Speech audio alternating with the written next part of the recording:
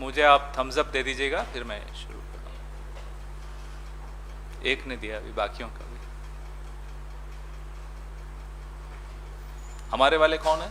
AICC वाले आप। सबसे पहले एआईसीसी का कैमरा तैयार हुआ है।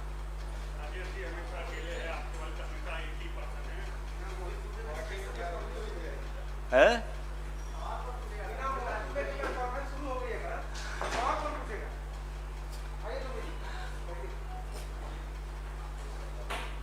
उमा शंकर जी नमस्ते।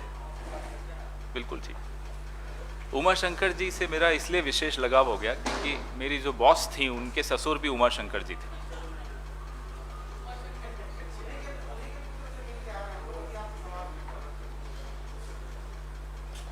आप थोड़ी देर बाद आ जाना अंदर।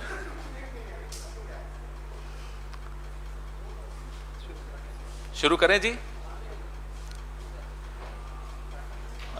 बड़े भारी मन से बार बार एक वक्तव्य माननीय प्रधानमंत्री का दोहराना पड़ जाता है, मजबूरी है इसलिए दोहराना पड़ जाता है क्योंकि देश का सवाल है।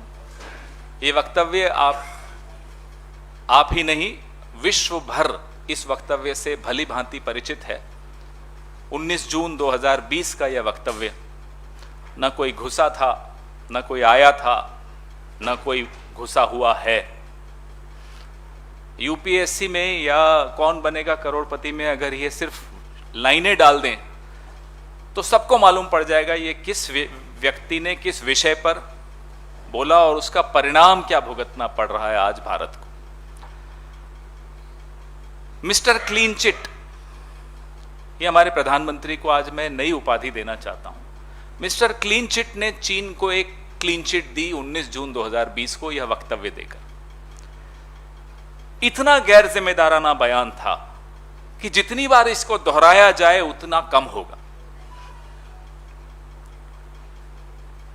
इस वक्तव्य की वजह से जो हमारे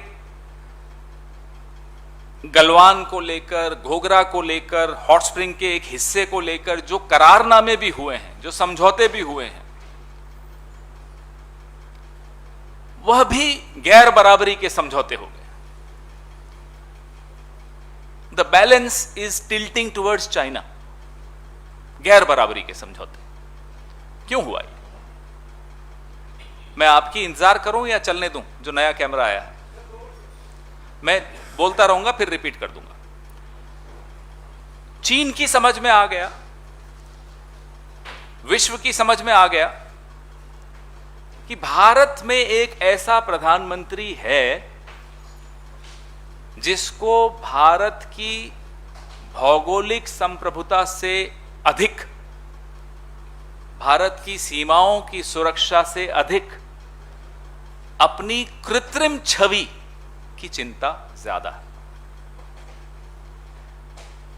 Here is the Prime Minister in India who is more worried about an artificial image of masculinity which he has created about himself, much more worried about that than the geographical integrity of the borders of India.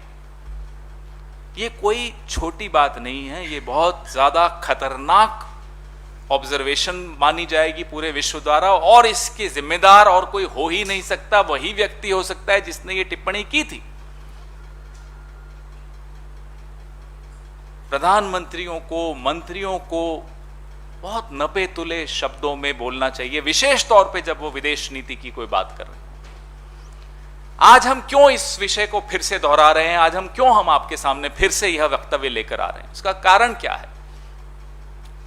Depsang और hot spring को लेकर जो 13वां दौर core commanders की वार्ता का हुआ वो विफल हो गया। चीन डेप्सांग से, हॉट स्प्रिंग से पीछे हटने को अब मना कर रहा। भारत के हमारे पराक्रमी सेना के हमारे जो सेना प्रमुख हैं उन्होंने कहा China is here to stay. तुलना कीजिए प्रधानमंत्री के वक्तव्य की कि ना कोई घुसा है, ना कोई आया है, ना कोई है, China is here to stay. ये तुलना करके भी आपको अफसोस होगा कि ये क्या हो रहा है। जो हमने हासिल किया था, हमारी वीर सेना ने दक्षिण पैंगोंग में हासिल किया था, वो भी हमने गंवाया।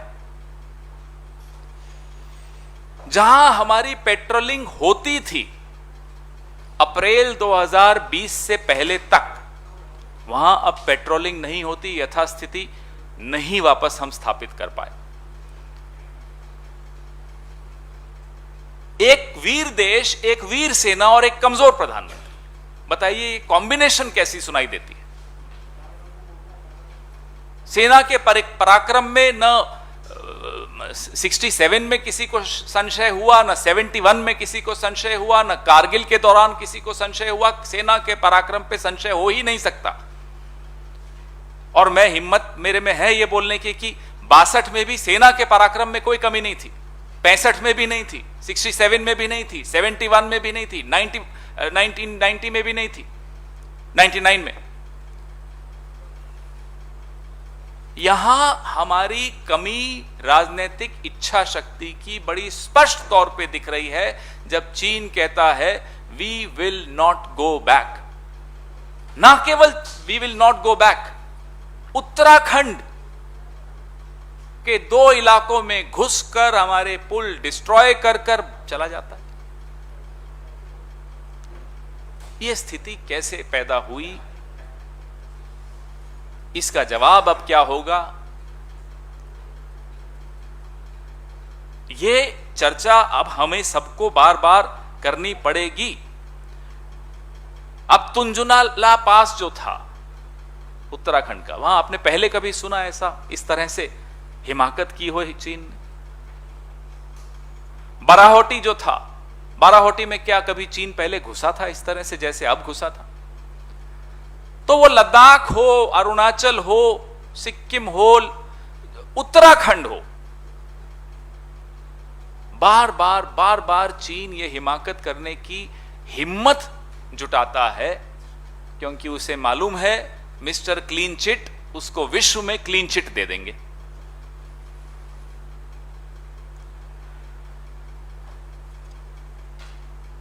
आप कल का जो स्टेटमेंट आया मिनिस्ट्री ऑफ एक्सटर्नल अफेयर्स का कि यूनिलैटरल अटेम्प्ट्स हो रहे हैं चीन द्वारा स्टेटस को, यथास्थिति को डिस्टर्ब करने के, उसको भंग करने के,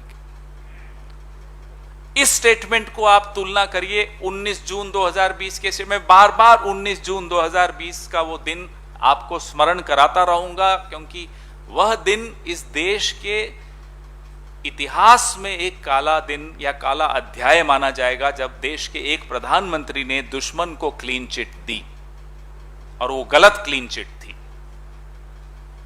वो अलग बात है कि 2021 के पहले 6 महीने में चीन से हमारा व्यापार 62.7% बढ़ गया है। आप बताइए, दुश्मन देश रिकॉर्ड तोड़ व्यापार, 62.7% बढ़ जाना व्यापार का एक दुश्मन देश से कैसे संभव होता है? क्योंकि मिस्टर क्लीन चिट ने क्लीन चिट दे दी। हम सरकार से यह जानना चाहते हैं कि देश के प्रधानमंत्री ने 19 जून 2020 को देश के सामने, विश्व के सामने एक झूठ क्यों परोसा? Why did the Prime Minister of India lie to the nation, to the world, giving a clean chit to China, a misplaced clean chit to China? 100 PLA के सैनिक उत्तराखंड के 5 किलोमीटर भीतर घुसकर बाराहोटी और तुंजुनला पास में कैसे घुसकर आए और पुल तोड़कर वापस गए? अगस्त 30, 2021 आप ही लोगों ने रिपोर्ट किया था। यह संभव कैसे हुआ? यह क्यों संभव हो रहा है कि लद्दाख, उत्तराखंड, सिक्किम, अरुणाचल प्रदेश में बार बार चीन आकर अपना इंफ्रास्ट्रक्चर मजबूत कर देता है?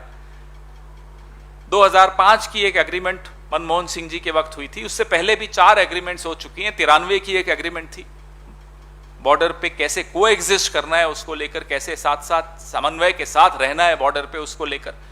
क्या हुआ उन एग्रीमेंट्स का? आखिर क्या कारण है कि 5 एग्रीमेंट जो हिंदुस्तान और चीन के दौरान पिछले दशकों में हुई, आखिरी मनमोहन सिंह जी के वक्त 2005 में हुई, जो बड़ी अच्छी एग्रीमेंट मानी जाती है विश्व समुदाय द्वारा, उन एग्रीमेंट्स को आप यह सुनिश्चित नहीं कर पा रहे कि चीन उन एग्रीमेंट्स पर रहे. You have diluted those 5 agreements between India and China, the last one being under Dr. Manmohan Singh in 2005, on how to coexist on the borders. Why is this weak government unable to make sure that China adheres to these agreements also? We have a brave nation, we have a brave army, and the army has repeatedly proven its track record of bravery, whether it's 62, 65, 71, 67, 91, 1999 during Kargil. Every time the army has proved its ability, its competence. So why do we have a weak Prime Minister who dilutes every strength of India? जो चीन की बार बार हमारे सीमाओं में घुसने का जो एक सिलसिला पिछले 1.5-2 सालों से विशेष तौर पे चल रहा है, जो हमारा दौलत बेग ओल्डी सेक्टर है, डेप्सांग सेक्टर, और डेप्सांग तो मैं आप सबको याद होगा, डॉक्टर मनमोहन सिंह के वक्त भी डेप्सांग में चीन ने हिमाकत की थी 2013 में. 21 दिन में वापस चले गए थे. कूटनीति तेज तेज नारे लगाने से नहीं होती, ऊंचे ऊंची आवाज में भाषण देने से नहीं होती. कूटनीति चुपचाप होती है.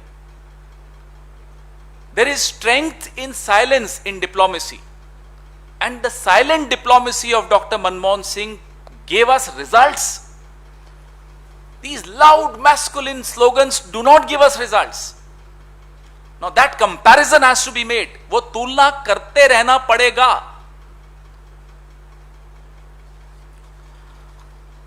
12वां राउंड जो मिलिट्री का अगस्त में हुआ, गोगरा क्षेत्र के विषय में तय हुआ आपस में दोनों कोर कमांडर्स का, लेकिन दौलत बेग ओल्डी सेक्टर पे फिर से चीन ने पूरा जमावड़ा किया. ना केवल वहां उन्होंने जमावड़ा किया, S-400 air defence missile system वहां डिप्लॉय करना यह छोटी बात नहीं होती. यह देश के लिए खतरा है, और इस खतरे का आभास हमें और आपको होना पड़ेगा, और इस सरकार को बार बार याद दिलाना पड़ेगा कि यह खतरा हमारे बॉर्डर्स पे मंडरा रहा है. यह पहली बार हुआ है, इसको रोकिए. जो बन सकता है वो कीजिए, ट्रेड बाद में हो जाएगी. रोकिए इन लोगों को. ये कितना एयरक्राफ्ट कितने दूर हैं जम्मू कश्मीर से और लद्दाख से? 400 किलोमीटर से भी कम. हमें ये याद रखना होगा कि प्रधानमंत्री और कैबिनेट आज चुप हैं, और मुझे लगता है ये अच्छी बात है शायद चुप है, क्योंकि बोलते हैं तो क्लीन चिट दे देते हैं. लेकिन इन सवालों के जवाब हमें प्रधानमंत्री से चाहिए, और इस बार बिना क्लीन चिट के चाहिए. मैं अंग्रेजी में बीच बीच में बोल ही चुका हूं, लेकिन अगर आप कहेंगे तो, नहीं तो फिर सीधा सवालों पर ही चले जाते हैं.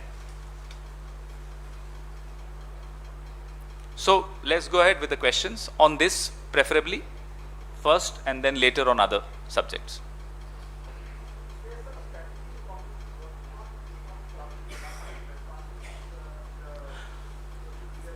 This is Anand, every party is watching what's happening.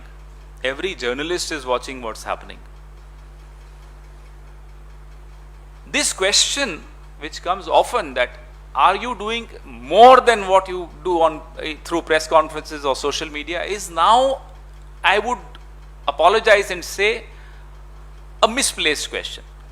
On every issue, you will hear the Congress, you will see the Congress, you will feel the presence of Congress everywhere on every issue. As we speak, you know, the Congress under Priyanka Gandhi is going to Lakhimpur. No, I'm just talking about every issue. You can't expect the Congress to go to the border. I hope you don't expect that. But when there is parliament in session, on the committees of the parliament, we do raise our voice. on an issue of incursions by China, all that can be done by the opposition party is being done, will be done.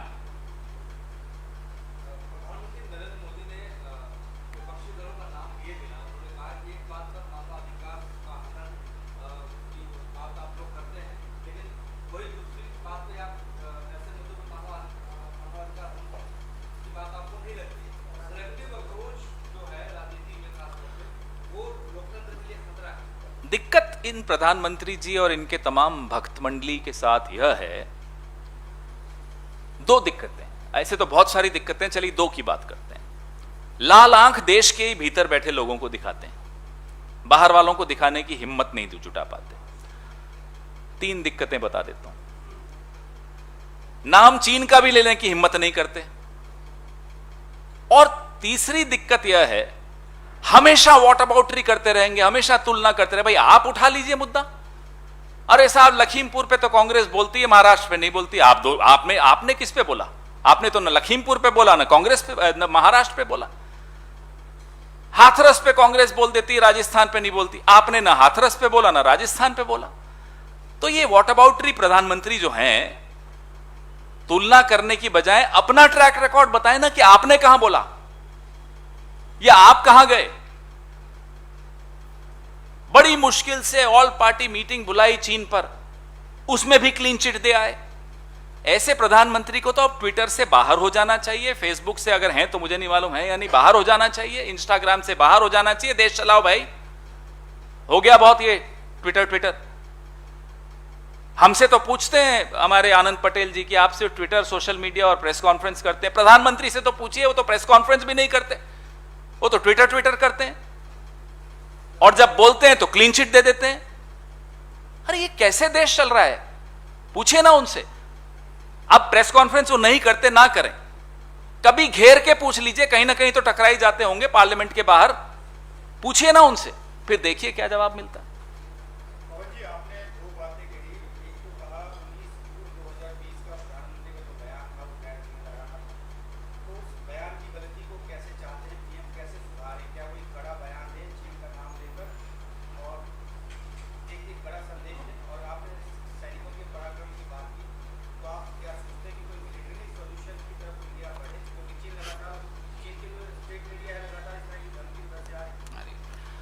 जो विश्व समुदाय में एक messaging पे diplomacy चलती है, आप मुझसे ज्यादा समझते हैं। जो विश्व समुदाय में एक हमने संदेश दिया, उस क्लीन चिट के माध्यम से उस संदेश वाहक को ही खुद उस संदेश को बदलना होगा, परसेप्शन को बदलना होगा, जो उस संदेश से इस पूरे विश्व समुदाय में बनी कि भारत एक मजबूत देश है, लेकिन प्रधानमंत्री अपनी छवि से ज्यादा चिंतित और किसी चीज में नहीं रहते। तो वो स्टेटमेंट दें, क्या करें, वो तो उन्हें ज्यादा मालूम है। लेकिन तुम्ही ने दर्द दिया, तुम ही दवा देना, यही बात उन पर लागू होती। आप कहते हैं क्या मिलिट्री सॉल्यूशन है? मिलिट्री सॉल्यूशन है नहीं है, यह बात प्रधानमंत्री को अब तय करनी होगी कि कैसे आपने जो गलतियां की, जिन गलतियों की वजह से बार बार अलग अलग बॉर्डर्स पे हमें झेलना पड़ रहा है ये मुसीबत, वो कैसे सॉल्व की जा सकती। भारत की सेना से अच्छे अच्छे लोग घबराते हैं, डरते हैं, पराक्रमी सेना, और उसका एक मजबूत ट्रैक रिकॉर्ड है। लेकिन वो सेना कमजोर सरकार के सामने क्या करेगी? सरकार को मजबूती दिखानी होगी। You have to send a message of strength, of करेज।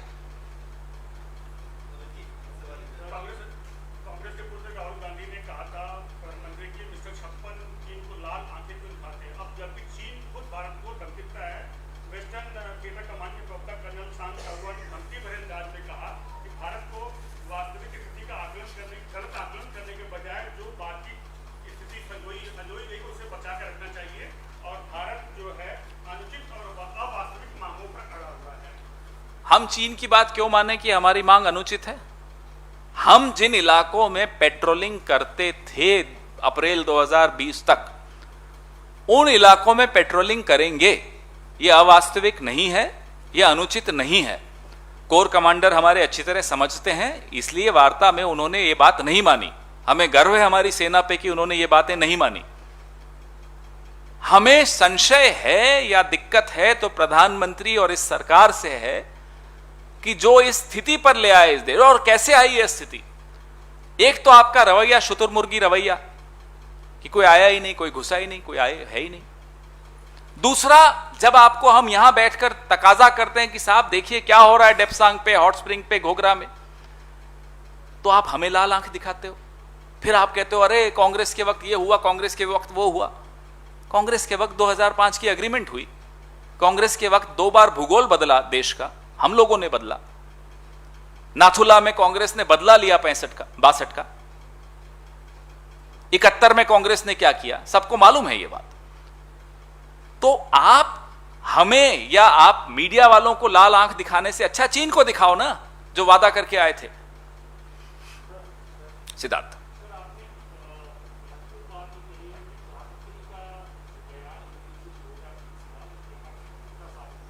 थोड़ा सा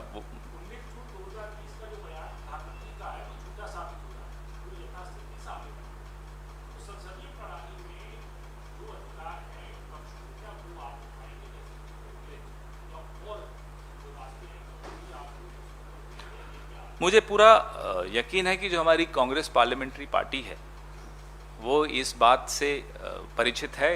वो जो भी यथासंभव जो कदम होंगे वो जरूर उठाएगी।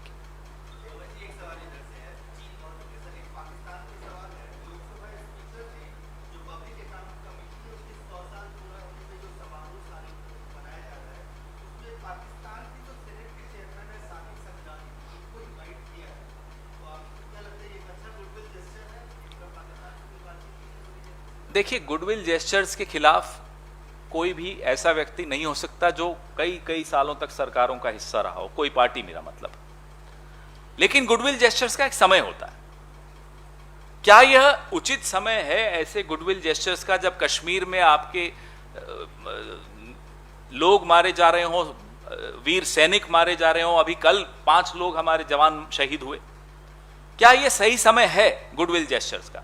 2014 में आपने अपनी शपथ ग्रहण में बुला लिया था, ठीक है, कुछ लोगों को आपत्ति थी, हमने सोचा नई शुरुआत करना चाहते होंगे। फिर आपने क्या किया, आप चले भी गए बिना बुलाए जन्मदिन मनाने। उसके बाद आपके साथ क्या हुआ? उरी हुआ, पठानकोट हुआ, पंपोर हुआ, पुलवामा हुआ, क्या क्या नहीं हुआ आपके साथ। तो goodwill gestures are an essential part of building confidence amongst nations, but the critical aspect of goodwill gestures is the timing. I don't think this is a good time for such goodwill gestures.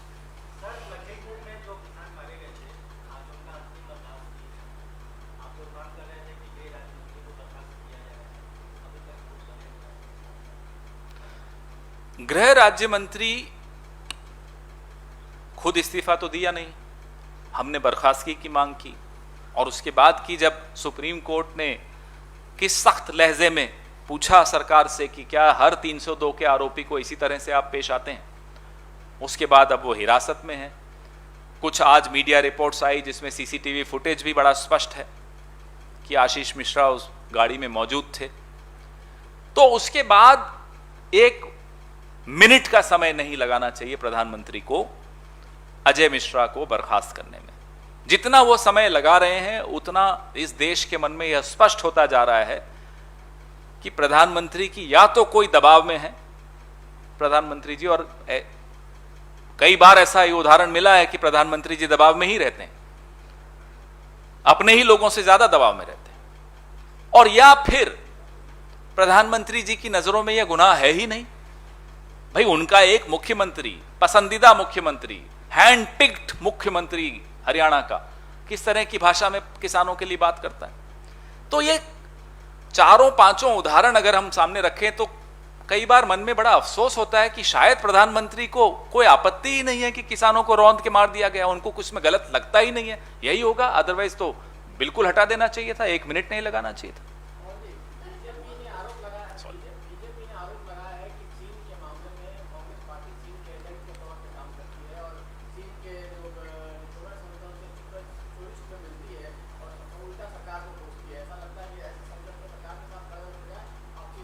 सरकार देश के साथ क्यों नहीं खड़ी? सरकार सैनिकों के साथ क्यों नहीं खड़ी? सरकार क्लीन चिट ये सरकार दे और मिले हुए हम हैं, ये कौन मानेगा? आरएसएस की डेलीगेशंस जा जाके कम्युनिस्ट पार्टी से मिलती थी जब हम सरकार में थे, कहते थे ट्रेनिंग ले रहे हैं उनसे। क्या ट्रेनिंग ले रहे थे साहब आप उनसे? आपके दोवल साहब के सुपुत्र कहां कहां जाते हैं, किस किस से मिलते हैं, कौन कौन सी फाउंडेशन है, किन किन फाउंडेशन के रिश्ते किन देशों से हैं, हम तो नहीं पूछते। हम तो सीधा सीधा कहते हैं कि साहब अगर रिश्ते हमारे हैं तो क्लीन चिट आप क्यों दे रहे हो? अरे साहब राजीव गांधी फाउंडेशन ने पैसे ले लिए, सुनामी में लिए थे, खुल के लिए थे, वाइट में लिए थे, कई लोगों से लिए थे, पैसे हमने लिए, जमीन आप दे रहे हो, ये कौन सा रिश्ता है आपका? ये अजीब सी बातें। यही देखिए, ये आपने जो आज सवाल पूछा बड़ा महत्वपूर्ण सवाल है। सवाल इनको चीन से करना चाहिए, सवाल पूछ रहे हैं देश वालों से। लाल आंखें दिखानी चाहिए चीन को, लाल आंखें दिखा रहे हैं मीडिया और कांग्रेस को और विपक्ष को। ये क्या, किस तरह का आप सरकार चला रहे हैं जहां आपके बस की नहीं है कि अपनी सीमाओं की रक्षा करें? विफल आप हो रहे हैं सीमाओं की रक्षा करने में, जिम्मेदार किसी और को ठहराते हैं। सरकार आप चला रहे हैं भाई। 2013 में डेप्सांग में घुसा था चीन, 21 दिन में मनमोहन सिंह सरकार ने बाहर कर दिया था या ना कर दिया था? तो अगर ऐसा ही कोई प्रगाढ़ संबंध थे हमारे छिपे छिपे, तो क्यों बाहर कर पाए हम? तो रह जाते यहीं। कैसी बातें करते हैं ये?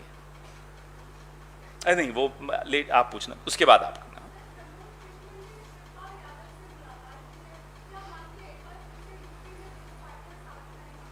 आप उन दोनों से पूछिए मुलाकात पे क्या पिया, क्या खाया, क्या चर्चा हुई, अब मैं क्या बात। जो मुलाकातें राजनीति में अब कईयों से होती हैं, हम भी लोगों से मिलते रहते हैं, लोग भी आते रहते हैं, आरएसएस के लोग मेरे घर आके कई बार मिल के जाते हैं, इसका क्या मतलब? आप कुछ पूछिए।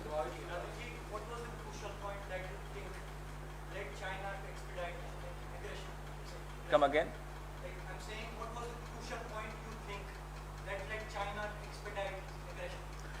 China, every nation has a nature. China's nature is expansionist. That's something, it's a fact. It's a historical fact. But if your own prime minister, despite knowing fully well that China has intruded in our territory, gives them a clean chit publicly, globally, obviously their confidence will go high. They will think that they can get away with intruding on several points, and the Prime Minister, to protect his artificial image of masculinity, will continue giving them clean chits. In one line, this is the reason why China feels emboldened today.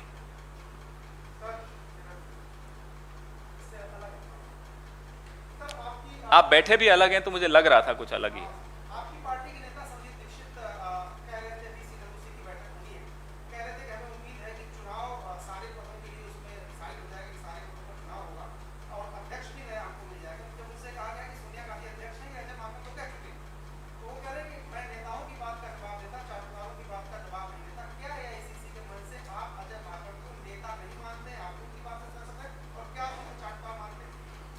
मैं इस तरह की बातों का जवाब देना उचित नहीं समझता। Anything else? You talked about like India has growing trade relations with China. So do you propose any alternative? This government responded to the Chinese aggression, apart from giving them a clean chit, responded to the Chinese aggression by banning some apps. After banning those apps, the same government accepted money from Chinese companies for the PM Care funds. This government ensured that the trade with China, and trade can be a very powerful weapon in diplomacy. This government did not use that weapon, allowed, encouraged the trade to go up. You look at the Vibrant Gujarat agreements, MOUs, and you see the number of MOUs from China. You see the Dholera city in Gujarat. There is a plot allocated for China, Chinese companies. So you cannot have trade as usual, but fight on the borders. Right? आपने हाथ उठाया या? अच्छा ठीक, thank you.